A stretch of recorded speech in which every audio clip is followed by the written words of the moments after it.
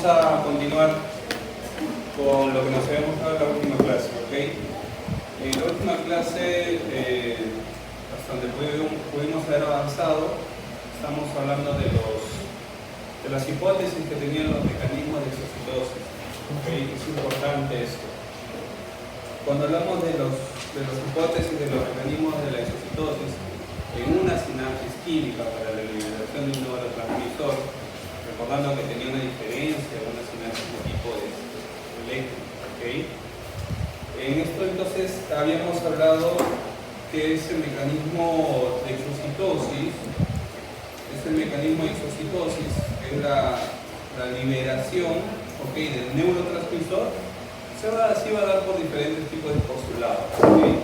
Y el que más se usaba o el que más se hablaba era del postulado de la hipótesis del Snapp-Snark, ¿okay? ¿Sí? Entonces, cuando hablamos del Snapp-Snark estamos hablando de dos tipos de proteínas.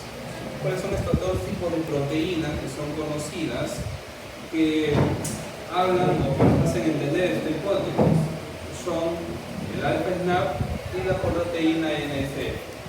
Sépase que la proteína NSF es esta proteína que lo denominan el factor sensible o la sensible a la N-estigma-lequina, ¿ya? Entonces, esas dos hipótesis, o mejor dicho, esas dos proteínas son las que se trabajan o se hablan para el proceso de la exocitosis. Ahora, este complejo que forma Snapp-Snark, ya, este complejo, cuando hablamos de este complejo, vamos a hablar que esto está localizado a qué nivel, está localizado a nivel de la membrana, ¿ya? Ahora, si esto está localizado a nivel de la membrana, vamos a encontrar justo a ese nivel estas proteínas, ya, proteínas secretoras, digamos así. Ahora,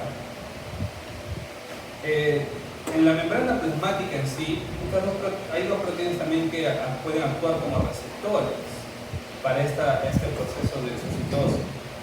¿Cuáles son estas dos proteínas que también vamos a encontrar como proceso de exocitosis? Pero son dos proteínas. Una de ellas es la SNAP25, que es una tipo de proteína fija para este tipo de exocitosis, y la otra es la sintaxina 1, la sintaxina primaria. Estas forman el receptor. ¿Qué receptor? El receptor de SNAP-SNAP. Estas, al formar receptores laminales, son las que dan la facilidad para el proceso de exocitosis. Entonces, ¿qué quiere decir? Que la teoría que más se da para lo que es el proceso de la exocitosis, la liberación de un neurotransmisor, es por medio del complejo renal. Las proteínas localizadas a nivel de la membrana que ayudan como receptores de la vesícula secretora, ¿ya?, son la SNAP25 y, como dije, la sintaxina primaria. Estas proteínas van a ayudar, sus componentes van a ayudar a un buen proceso de exocitosis. Ahora,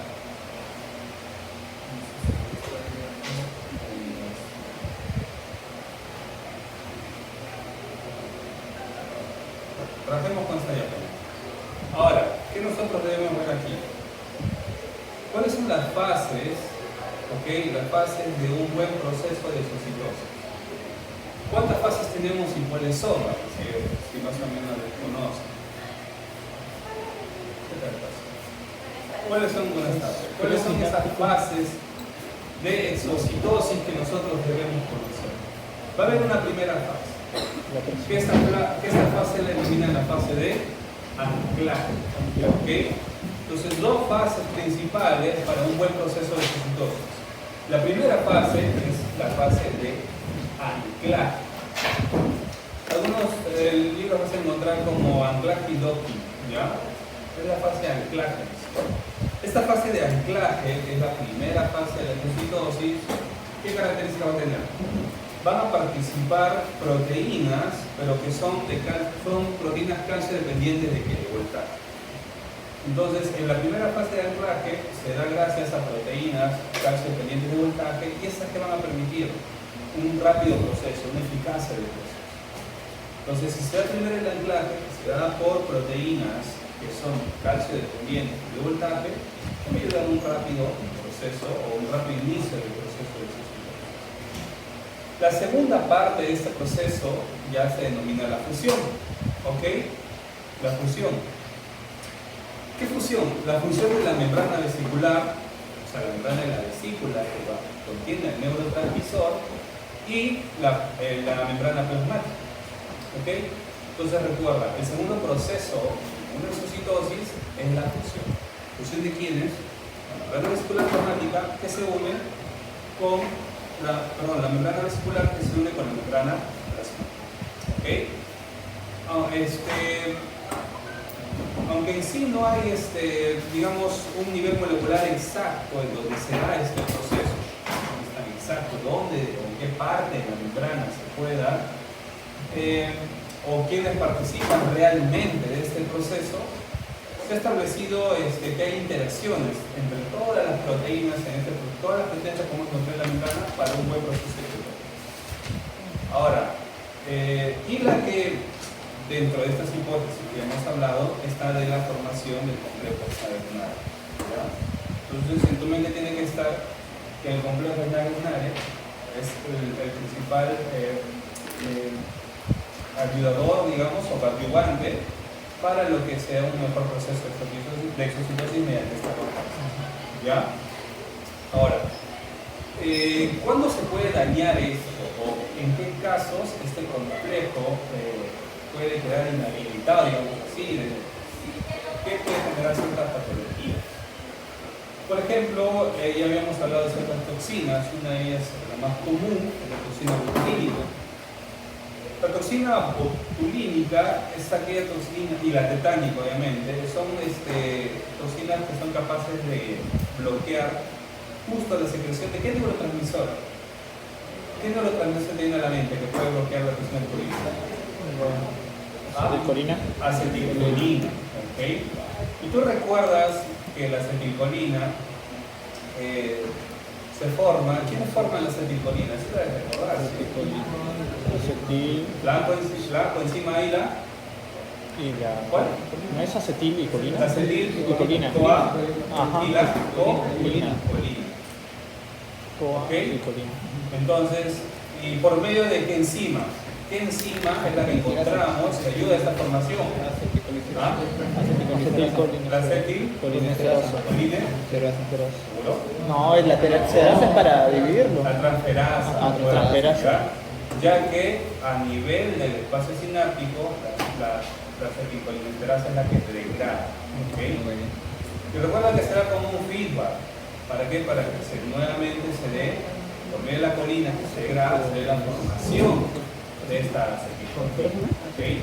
Ahora, ¿qué pasa? La toxina botulínica, la tetánica, ¿qué hace? Bloquean totalmente la secreción del neurotransmisor de la acetilcolina. ¿Ya? Pero, ¿qué hace? Bloquea porque rompe. Bloquea ¿por qué? Porque rompe totalmente a las moléculas o a las proteínas que contienen, a las moléculas que contienen estas proteínas, todas las otras proteínas que ayudan al complejo Schneider-Naegel. ¿A quién? A la citraxina, al SNAP25. Si ustedes vas a leer tu Dayton, en tu Dayton también indica que hay otra molécula que se rompe justo por esta toxina botulínica que la denominan la sinatobrevina. ¿Ya? La sinatobrevina es otra de las moléculas que se indica en alguna literatura que participa también en el proceso de exocitosis y que también esta puede ser dañada, puede producir una ruptura por la toxina botulínica. ¿Y qué te produce? ¿Qué produce esta toxina botulínica cuando daña la salida de la acetilcolina? ¿Ah? La famosa tetania, ¿sí o no? Que es los espasmos musculares involuntarios. Son espasmos involuntarios musculares. Por ejemplo, hace poco se vio un caso muy curioso, ¿no? Un niño que acude a emergencia porque estaba en parte del campo y su madre dice que de repente empezó a ponerse dura, de manera dura, solo en la parte de su brazo y que había recibido solo una mordedura en la maxila, un insecto entre comillas. En este caso, esa mordedura simple que después se identificó hizo que los músculos del antebrazo tuvieran esta conversión involuntaria. ¿Por qué? Porque esto se daña a nivel de lo que conocemos como el uso neuromuscular. ¿Okay? ¿Qué es el uso neuromuscular?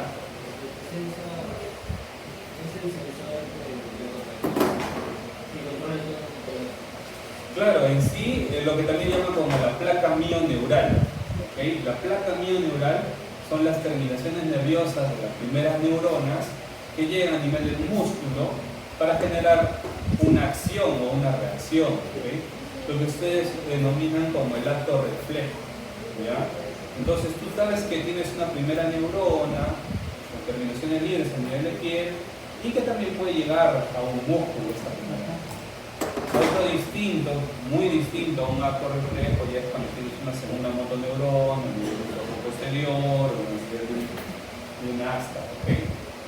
Entonces, eso es lo que nosotros debemos conocer principalmente en lo que respecta a hechos históricos. Esto creo que ya lo habíamos hablado en la clase anterior.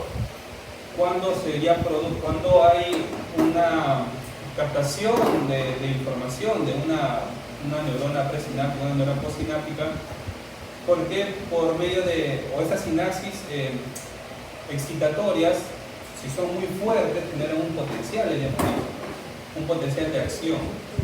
Entonces, la neurona presináptica, habíamos indicado que tiene un potencial de acción, que es un potencial excitatorio postsináptico.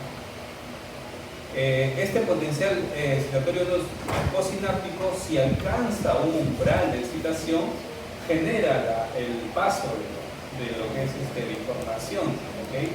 Eléctrica, digamos. Pero si no llega a pasar un umbral de acción, no va a generar un potencial, ¿ya? Entonces, en eso, con eso vamos a poder diferenciar a las sinapsis de tipos excitatorias, las que sí generan este potencial de acción porque pasan el umbral, y entre ellas tenemos la acetilcolina y el glutamato, y las que no llegan a generar un potencial de acción en una neurona postsináptica, y que se denominan las inhibidoras, como son la glicina y el ¿ya? Si hablaríamos sobre la clase anterior. Bueno, esto es lo de la liberación de neurotransmisores. Entonces, recuérdate que todo proceso de glucitosis es por medio, ¿okay?, de un receptor calcio dependiente, ¿ya? Bueno, esto es lo que hemos hablado del complejo Stare. Y en las sinapsis químicas, ¿okay?, habíamos hablado cómo se da la unión del neurotransmisor al receptor, y vamos a encontrar que hay receptores llamados ionotrópicos o receptores metabotrópicos, ¿ya? Esto lo debes saber por qué. ¿Cómo diferencias un receptor ionotrópico de un receptor metabotrópico? ¿Quién me puede decir? Ya, uno.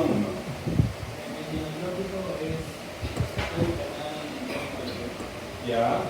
¿Y qué iones pueden participar? ¿Qué iones pueden participar? Sodio, ¿qué más? Y el cloro, el cloruro, cloruro también, ¿sí? Pero como inhibidor o como excitador. Ese es inhibidor. Okay, como inhibidor.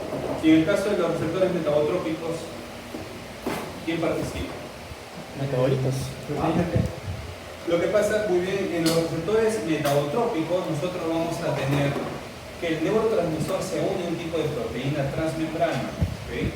¿Qué quiere decir? Que esa proteína tiene una zona receptora que es una extramembranosa y una zona receptora que es citosólica. ¿Okay? Entonces, este neurotransmisor se recepciona a esta proteína. Esta proteína va a estar acompañada de una denominada proteína G, o también llamada un segundo mensajero. ¿Okay?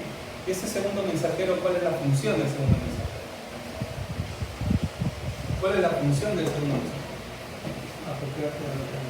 Llega el neurotransmisor al receptor que es transmembranoso, y la porción citosólica de este receptor transmembranoso, ¿qué hace? Se acopla a una proteína G. Esta proteína G, denominada como segundo mensajero, tiene tres componentes. GQ, GS y GI. ¿Cuál es? GQ, GS y GI. Ya, así es. Y el componente, uno de ellos, que es el componente alfa, es el que se desprende. ¿Para qué? ¿Para qué se desprende? Para generar la apertura de un canal iónico, ¿ok? Que va a permitir la entrada, va a activar la membrana para permitir la entrada del neurotransmisor. Pero también va a generar otros efectos. ¿Cuáles van a ser? Este es uno de mis efectos. ¿La formación de qué? Formación de AMP cíclico, ¿ok? Sí. Formación de AMP cíclico, formación de ATP, y recuerda que este AMP cíclico a nivel de lo que es retículo endoplasmico o retículo sarcoplasmico a nivel muscular, Libera que genera la la liberación liberación de de calcio. calcio. Ajá. ¿Ok? Entonces, si nosotros queremos ver que se dé este circuito de activación de la membrana y por ende respuesta muscular, sabemos que son calcio dependientes. ¿Ok? Y si hay calcio dependientes, el calcio se almacena en el retículo endoplasmico. Entonces, para que se active esto, que se libere el calcio al retículo plasmático, sea por medio de lo que es el AMP cíclico. ¿Ya?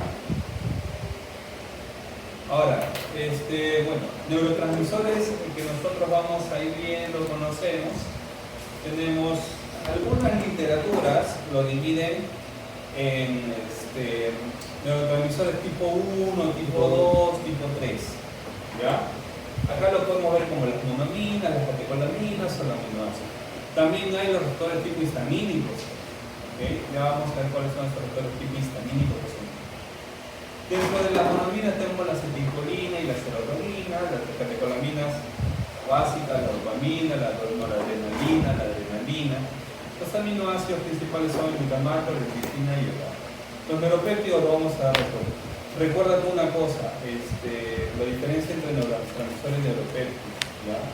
Recuerda su peso molecular y todo eso que es muy distinto para que pueda dar un buen ingreso o no un ingreso a la membrana por medio de qué tipo de proteína, ¿ya? Veamos lo que es acetilcolina. La pregunta básica, acetilcolina. ¿Dónde encontramos acetilcolina? Vamos a ver, ¿dónde encontramos acetilcolina? En las neuronas, ya, pero ¿qué tipo?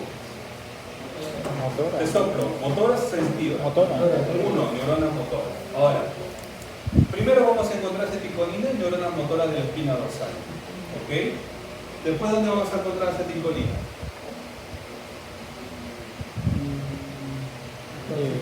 A ver, te soplo, neuronas preganglionares o postganglionares. Postganglionares. Pre y post. Pre-post. Ya, pero postganglionares ¿de dónde?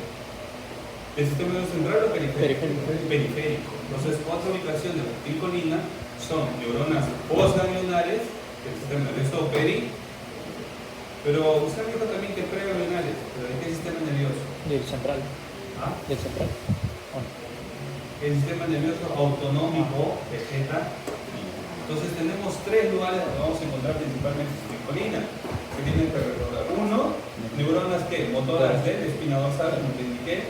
Después las neuronas preganglionares del sistema nervioso autonómico y las neuronas postganglionares del sistema nervioso periférico. ¿Okay? Esas tres donde vamos a encontrar acetilcolina. Ahora, a nivel de acetilcolina, nosotros vamos a encontrar, sabemos que es por la formación de la acetil-CoA y la colina, por medio de una enzima que es la acetiltransferasa, ya se forma la acetilcolina. Pero lo que tú tienes que saber es que esa acetilcolina, ¿qué vía va a usar y de dónde a dónde va?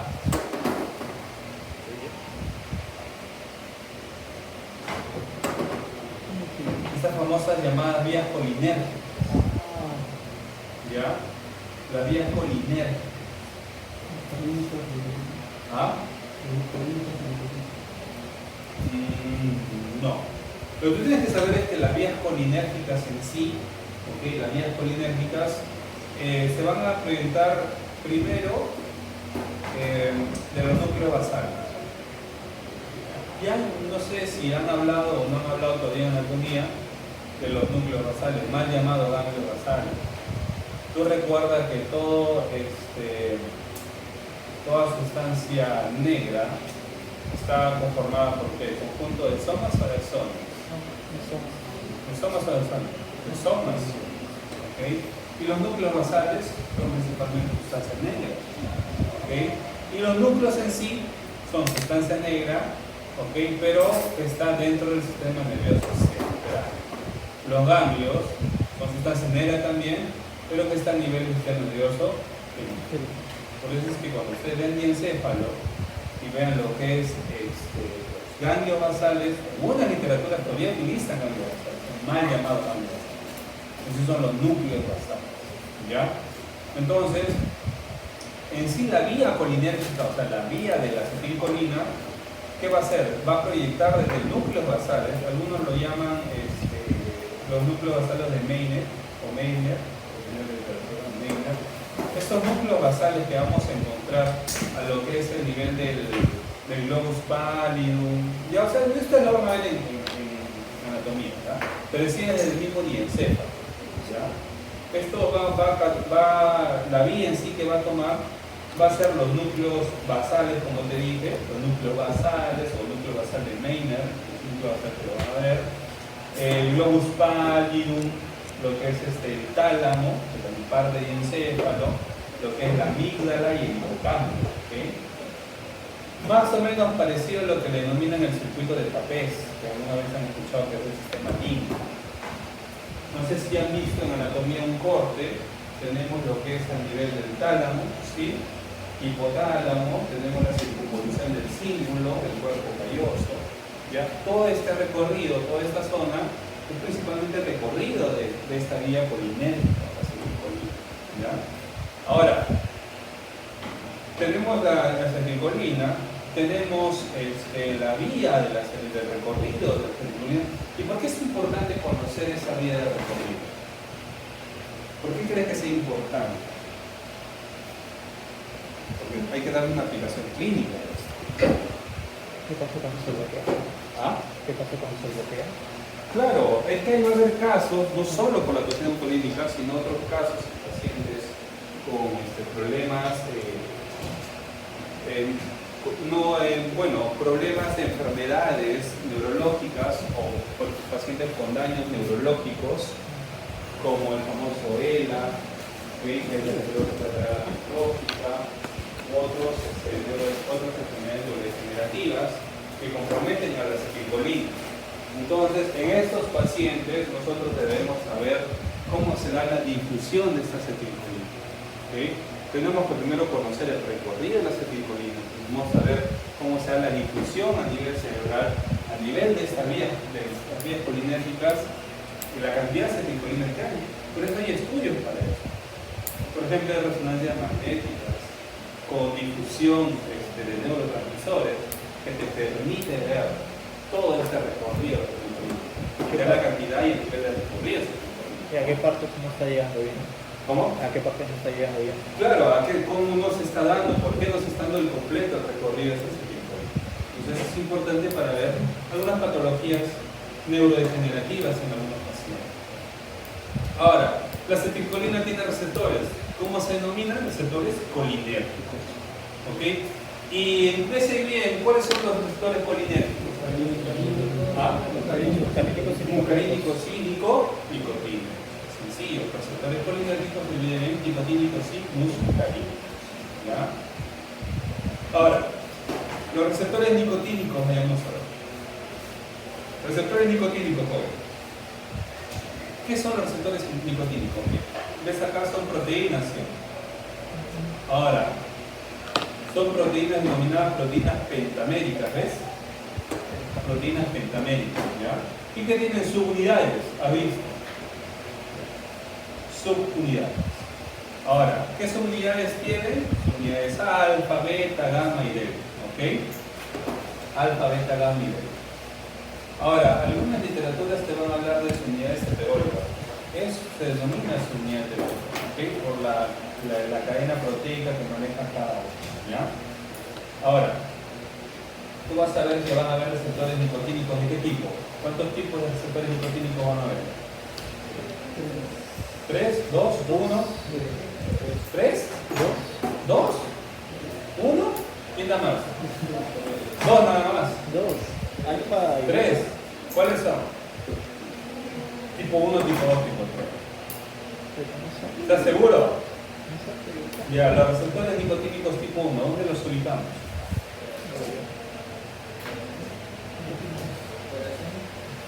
Corazón.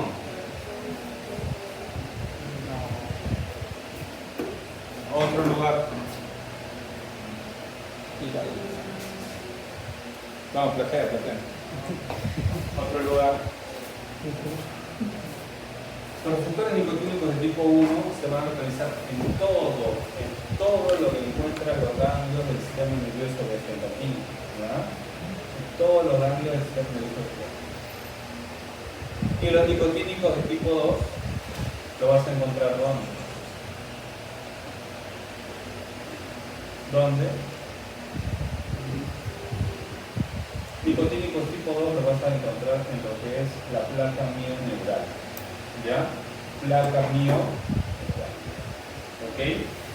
¿Cuál es la característica de estos receptores nicotínicos? ¿Cuál es la característica, como ves aquí? La característica de estos receptores nicotínicos es que van a estar unidos a lo que son canales iónicos. ¿Ok? Una característica principal de los receptores nicotínicos es que van a estar unidos a canales iónicos.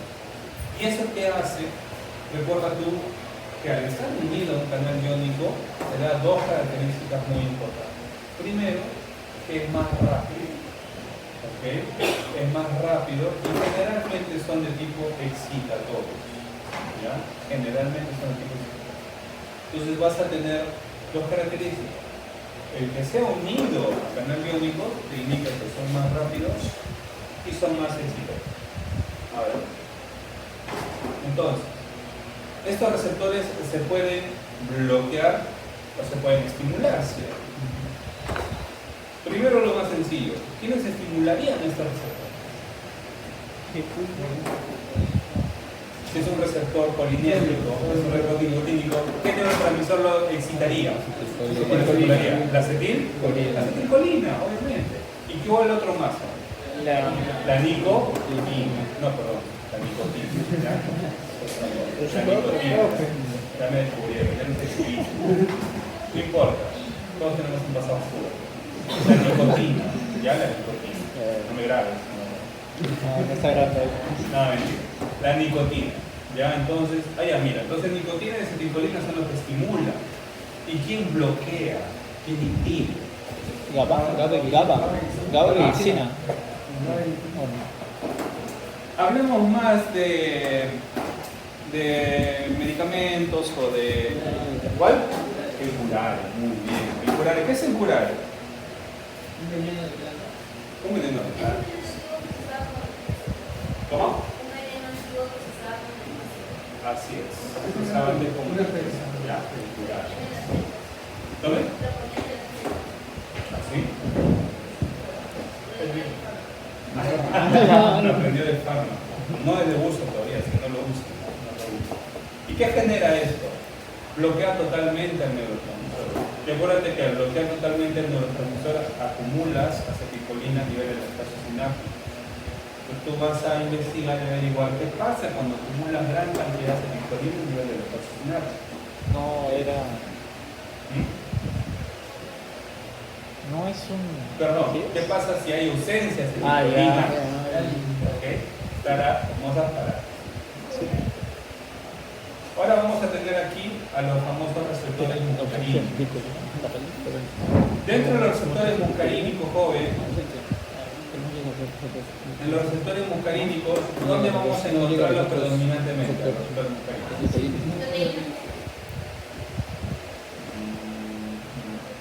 Los receptores muscarínicos se unen a proteínas G reactivas. Se unen a proteínas G. ¿Ok? Se unen a la proteína G. ¿Ya? A ver, los receptores muscarínicos predominan mayormente en lo que es la corteza cerebral, en lo que es en el cerebro en sí, ¿ya?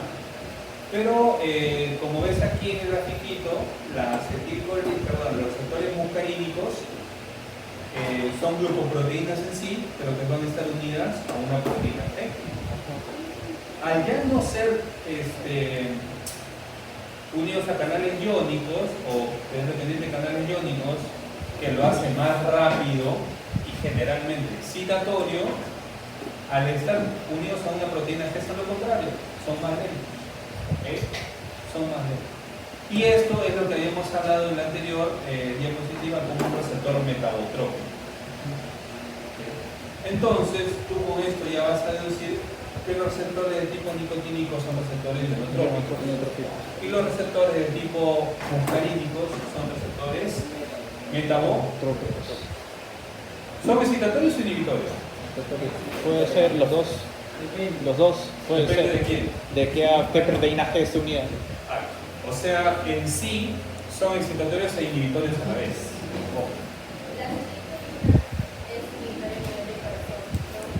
¿Cómo? La acetilcolina a nivel cardíaco es inhibitoria, no excitatoria. Inhibitoria. Ahí sí llega a ser mayormente excitatoria. Ahora, cuando hablamos de estos receptores muscarínicos, están asociados a una proteína G, sabiendo que al estar siendo una proteína G, los calificamos como metabotrópicos, sus características son más lentos, ¿ok? Y son excitatorios e inhibitorios. ¿Quiénes los pueden bloquear a estos receptores? Hay un fármaco, a ustedes les gusta el fármaco, hay un fármaco así primordial, básico para bloquear este tipo de proteínas, receptor. La atropina. Sí. ¿Qué es la atropina? De función Q. ¿Cómo actúa? Creo que ustedes se emocionan cuando hablan de puntitos en sus pasitos, pero igual, un puntito en cualquier pasito y no lo tienen atropina. ¿Qué me pueden decir de atropina? Creo que se adhiere al receptor. ¿Ah? Se adhiere. Es un competidor, ¿no? Es un competidor, ¿no? Por lo que hay. De la acetilcolina. Competidor. ¿Cómo? Oh, bien, bien. Ya. Bloquea todos los muscarínicos como una doctora, pero evita la unión. O sea, la proteína se une. Eso evita. Competidor. Es un competidor. ¿Ya? ¿Cuánto para el pasito, por favor? Morfocito, morfocito. Anatopato. Ahora, ¿dónde hallamos a esto? A estos muscarínicos. ¿Dónde hallamos? En todo. No, necesariamente. Corazón. En músculo, en musculatura, ¿sí o no? Musculatura lisa. Musculatura cardíaca. ¿Qué más? Musculatura lisa. Músculo del cruzado. ¿Dónde está el músculo del cruzado? No. La vejiga. Déjame preguntar a mí, déjame contar. Anatomía básica, morfo 1, creo que es. Por favor, no me enseñan a Vejiga, ¿no? ¿Ah? Vejiga. ¿Dónde lo encontramos? Cualquiera de las dos. Músculo del cruzado.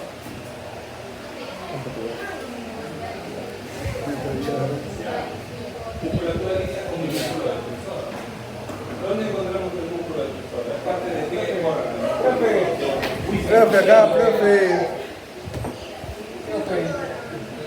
20 puntos en la músculo del cruzado.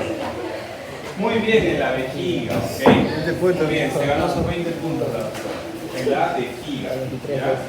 Ahora, recuerden que el músculo del cruzado tiene un tipo de inervación distinta, ¿ya? Y también encuentras el famoso trígono vesical y lo demás, ¿ya? Trigo musical era. Ahora, ¿en qué otras regiones del cuerpo se La encuentra? B3. Beta 3. ¿Pulmones? ¿Cuál? ¿Dónde? ¿Pulmones o bronquios? No, el músculo liso del bronquio. ¿O no? Tráquea, el músculo ¿Has liso de la escuchado tráquea. de que los pacientes asmáticos, alguien tiene algún familiar asmático o es asmático? Allá, utilizan los, Salutamos. ¿ya? ¿Y qué componente tienen? Beta. Los beta 2 adrenérgicos, adrenérgicos, beta 2 adrenérgicos, ¿ya? ¿Y esos receptores beta 2 adrenérgicos dónde los encuentran? En la musculatura lisa del bronquio. ¿Junto con los muscarínicos o es lo mismo? No. ¿Cómo? Era con los muscarínicos. ¿No eran nicotínicos beta 2? ¿Los beta 2 qué son? ¿Nicotínicos o muscarínicos? Nicotínicos. A ver, Nicotínicos. respóndanme ahorita, beta 2 ¿qué son? ¿Nicotínicos o muscarínicos? ¿O tienen Nicotínicos. nada que ver? Nicotínicos. No tiene nada que ver. No tiene No nada que tiene ver. nada que ver. ¿Por qué me dicen que son nicotínicos? No tiene nada que ver. ¿Ya? No tiene nada que ver.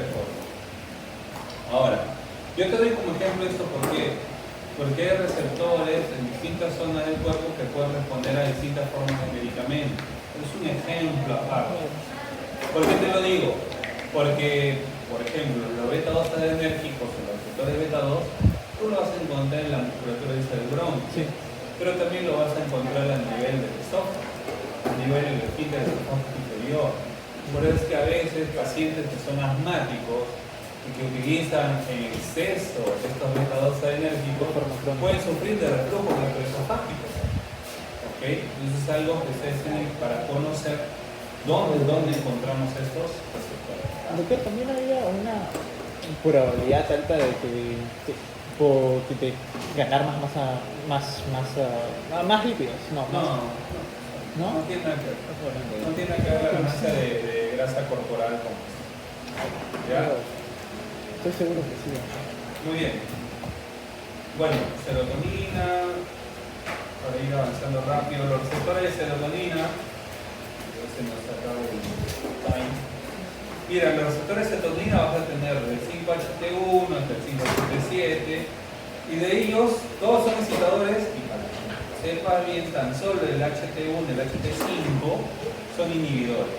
Pero inhibidores ¿a quién? Obviamente que todos son acoplados. Excepto el HT3, un acoplado a una proteína TRP, una proteína G o segundo mensajero. Okay. Y lo que yo quiero que tú sepas aquí, básico, es que tanto el 5HT1 como el 5HT5 son inhibidores, ¿ya? Porque van a disminuir la concentración del AMP cíclico, ¿ya? Recuérdate que te habíamos dicho que los segundos mensajeros son las que activan lo que es la producción, el aumento del AMP cíclico intracelular. ¿Ya? Ahora, histamina. Todo lo que respecta a histamina, tenemos que conocer, indica acá que la histamina actúa sobre 3 tipos de receptores, H1, H2 y H3. Todos estos receptores siempre van a estar acoplados a lo que respecta a la proteína G, segundo mensajero. ¿Okay? Ahora, ¿cuál es la función de todo este sistema que le denominan así como el colinérgico, el sistema histaminérgico? No hay una función clara, porque del sistema histaminérgico no se habla mucho en la literatura sobre esto, pero sí siempre está relacionada la histamina como un compuesto activador del sueño, o sea, despertar. Está relacionado el sistema histaminérgico también con el comportamiento sexual, regulación de la regulación de la secreción de algunas hormonas de la hipófisis, obviamente de la adenohipófisis, tiene una adenohipófisis, una hipófisis, ¿ya?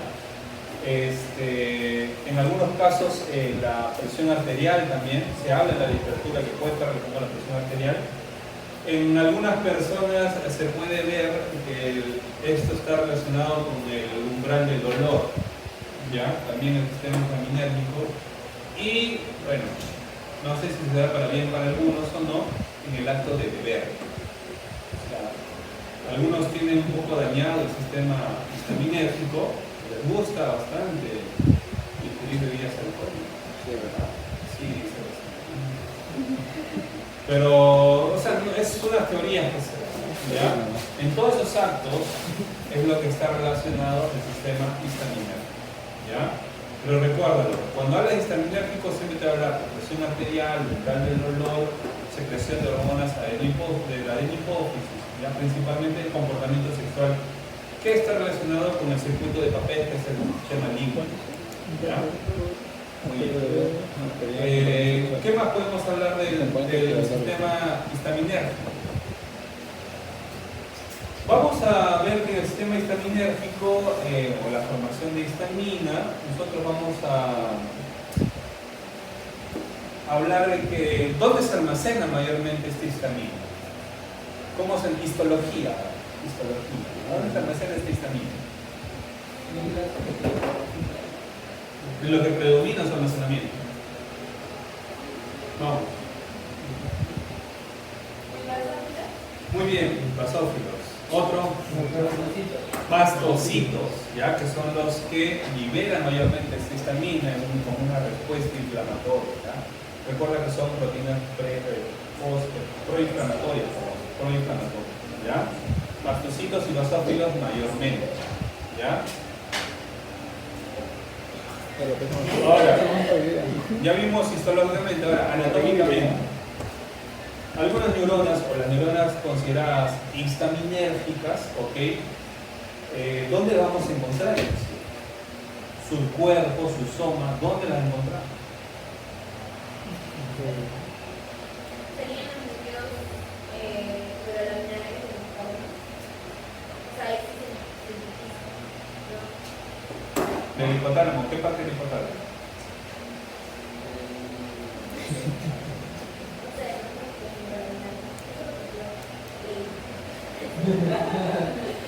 Están en los núcleos tuberomamilares, sí, pero el hipotálamo posterior.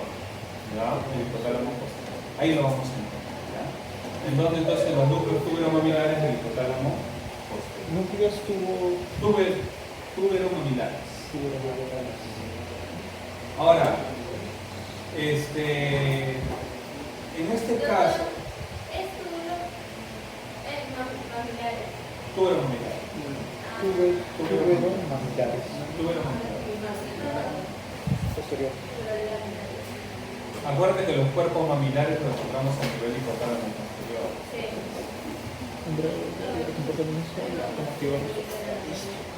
Hay muestras en el ángel de eso. ¿De qué? Los cuerpos mamilares, sí.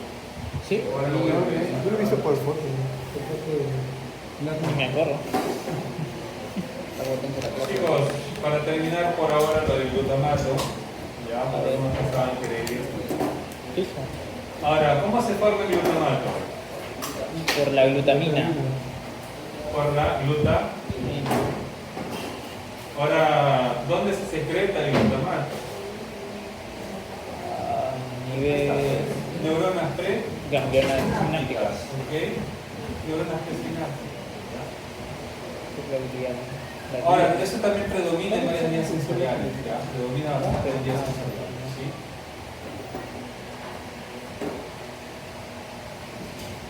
Y los receptores del glutamato se denominan receptores, o son de tipo, son receptores de tipo metabotrópicos también, ¿ya? Los receptores de glutamato son receptores de tipo metabotrópicos, ¿sí? Chicos, antes de que se vayan, quiero hablar con ustedes sobre... Sé que ha habido malas coordinaciones, tal vez malas conexiones sinápticas entre el delegado y yo, ¿ya? No ha podido venir ahora, me ha pedido su justificación, pero lo que pasa es que yo le había planteado 1 hora de recuperación, él creo que entendió otra hora, y cuando le dije en la noche, le dije que me confirmara, y no me confirmó, de frente me pidió el link y yo estaba en sala en ese momento, entonces como que no, hubo como que un malentendido en ese momento, porque yo le dije, al mediodía le dije, me confirmas si es a las 7 u 8 de la noche. Y después a las 9 mi WhatsApp, que era a las 7 me había escrito que le pasé el link, pero si no me confirmó. Entonces, creo que hay un malentendido. ¿Ya? Hubo un malentendido. Eso bien, sí.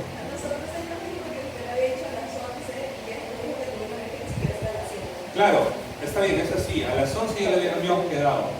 Pero justo cuando ya le había pasado el link todo, le dije que no podía, que por favor coordine si es a las 7 o a las 8.